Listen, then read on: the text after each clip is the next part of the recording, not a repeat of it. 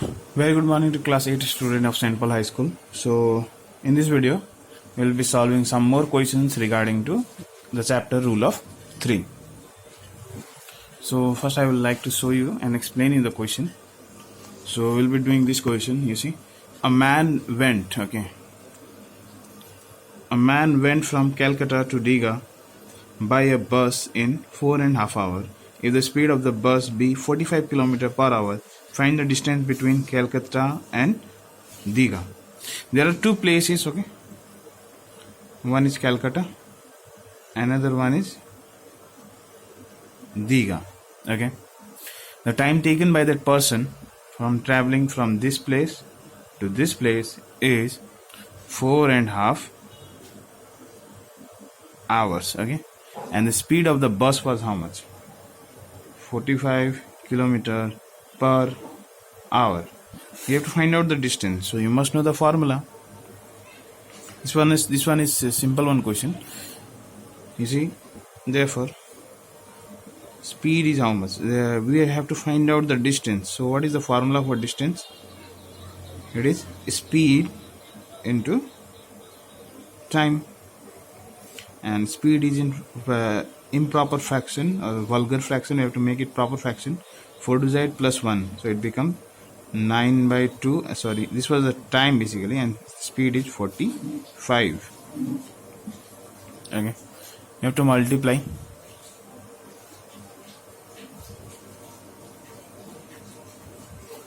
Distance, speed in time. You have to multiply. If you cut this, 22.5, 45 divided by 2, 2 to the 4, 2 to the 4, 1.0, 5 to the 10.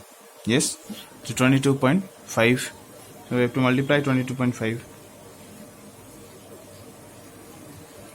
9 5 the 45, 9 to the 18, 18 plus 4, 22, 9 to the 18, 19, 20.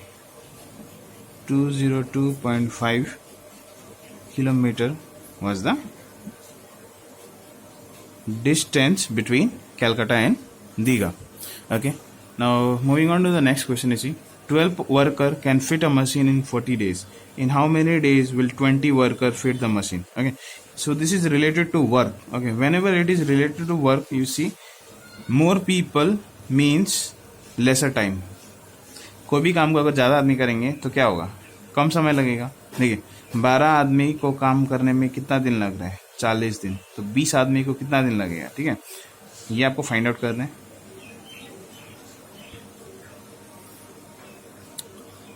12 आदमी को कितना दिन लग रहा है? 40 दिन लग रहा है, स्ट्रेट है. और 20 आदमी को कितना दिन लगेगा? इसको लीनियर मेथड में करेंगे. लीनियर मतलब ये इसके साथ मल्टीप्लाई होगा और ये इसके साथ, तो क्या हो जाएगा? 20 इंटू एक्स, और ये होगा 12 इंटू 40. मैं इन दोनों को क्रॉस मल्टीप्लाई क्यों नहीं कर रहा हूँ, सीधा सीधा मल्टीप्लाई क्यों कर रहा हूँ? Because the relation is this. इसका रिलेशन इसके साथ है एकदम, और इसका रिलेशन इसके साथ है, क्योंकि ये दोनों मिलके कुछ कोई काम कर रहे हैं, एक काम करेंगे, और ये मिलके भी एक काम करने वाला है. एक is signifying some work they will going to do, right? So that work I am denoting by 1. तो ये दोनों मिल के काम होगा ना, तो इसलिए इन दोनों को मिलाना पड़ेगा, मतलब मल्टीप्लाई. मिलाना मतलब ये multiply. This and this are related, and this is related. Why? Because by doing this only they are able to do a work. तो हमें x का वैल्यू चाहिए. 12 इंटू 40 और 20 डिवाइड में जाएगा 0 0 2, और x is equal to 12 into 2, that is 24 days. पहले 12 आदमियों को कितना दिन लग रहा देखो? 40 दिन. अब 20 आदमियों को कितना दिन लग रहा देखो? 24 दिन. तो डेज कम हुआ कि नहीं हुआ? So this is how you have to solve it. Okay, I hope you are understanding. You got your syllabus right in for maths exam, so you can start practicing. You see, a mason can build a wall in 4 days, working at the rate of 6 hours per day. 4 दिन में वो एक wall बनाता है, पर वो हर दिन कितना काम करने वाला है? 6 hours काम करने वाला है. In how many days will he build the wall working at the rate of 8 hours? The same method we have to follow, the same method which we have done just right now it would do that. Okay, question number 7 we are doing. देख लीजिएगा question number 7. A mason can build a wall. Mason क्या बना रहा है? Wall बना रहा है. ठीक है, कितना दिन में बना रहा है वो? 4 days. पर कितना hour? Sorry, days, hours. 4 days और कितना आवर लगा रहा है? 6 आवर. हर दिन 6 घंटा काम करेगा चार दिन के लिए, तो ये क्या बन जाएगा? वॉल बन जाएगा.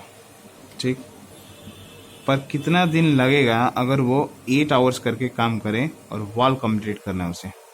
इसमें भी रिलेशन है कि नहीं है? ये 4 दिन 6 घंटा काम करना ही पड़ेगा तभी वॉल बनेगा, और कितना दिन उसको 8 घंटा काम करना पड़ेगा कि वॉल बन जाएगा. तो सीधा सीधा प्रोपोर्शन है, तो क्या हो जाएगा? इसको मल्टीप्लाई कीजिए, इसको मल्टीप्लाई कीजिए, क्योंकि अल्टीमेटली तो वॉल ही बन रहा है, तो दोनों इक्वल हुआ कि नहीं हुआ? रिलेशन सेटअप करें ऐसे. ठीक है, तो x इज इक्वल टू 8 को डिवाइड में भेजिए. 4 × 6 divide by 8.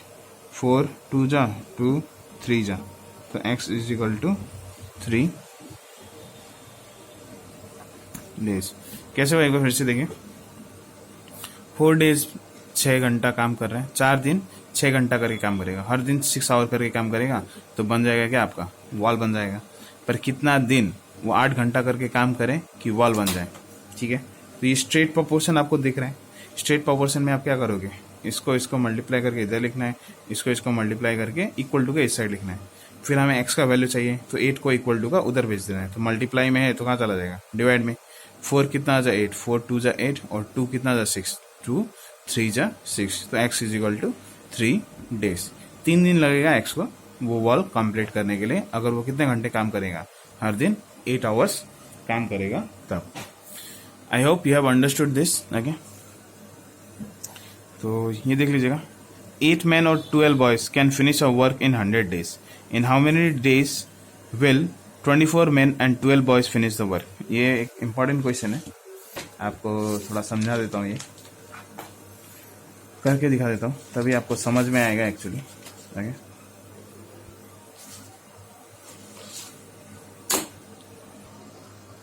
Hello. So you see 8 men और 12 boys वर्क इन 100 days. तो आप या मेंस के हिसाब से देखिए या तो बॉयज के हिसाब से देखिए. 8 मेंस को कितना डेज लग रहे हैं? 100 days.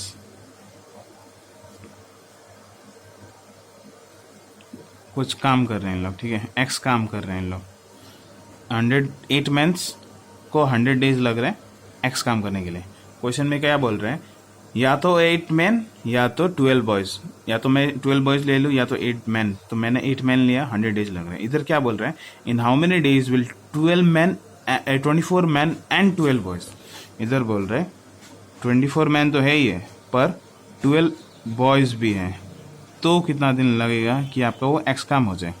ये एक्स बस ऐसे इन्फॉर्मेशन के लिए लिखा है, इस एक्स का कुछ काम नहीं है. ठीक है, समझने के लिए लिखा मैंने. ये 8 मेंस को कितना दिन लग रहा है? 100 days. पर 24 men और 12 boys को कितना दिन लगेगा कि एक्स काम हो जाए? तो हम क्या कर सकते हैं? इधर एक बार थोड़ा सा बैक चाहिए. ये क्वेश्चन में देखिए, 8 men और 12 boys लिखा है कि नहीं लिखा है? मतलब या तो 8 men या तो 12 boys. मतलब 12 boys किसका बराबर है? 8 मेंस का बराबर है. इधर आपका 12 boys है, यहाँ मैन है ना एक्चुअली, तो यहाँ पर 12 boys और ये मैन, ये रिलेशन नहीं हो जाएगा. इसलिए 8 boys की जगह मैं क्या लिख सकता हूँ? 12 boys की जगह क्या लिख सकता हूँ? 8 men. 24 + 8 कितना हो गया एक्चुअली? 32 men को कितना टाइम लगेगा कि वो क्या कर ले? एक्स काम कर ले. तो सेम प्रपोर्शन बैठाइए, 32 × x, और इधर क्या हो गया? 8 × 100. तो आपको x का वैल्यू ढूंढना है. 8 × 100 by 32. 8 हाउ मच जा? 8 4 जा 32. 4 हाउ मच जा 100? 4 25. तो x कितना टाइम लग रहा है उन लोग को? 25 days लगेगा. ये हुआ आपका आंसर. कैसे हुआ एक बार देख लीजिए. 8 men को 100 days लग रहे हैं. आपको पता है 8 men 12 boys मतलब 8 men. तो इधर आपको सेकंड इक्वेशन दिया है आपको 24 men एंड 12 boys, उन लोगों को कितना दिन लगेगा कि वो काम हो जाए?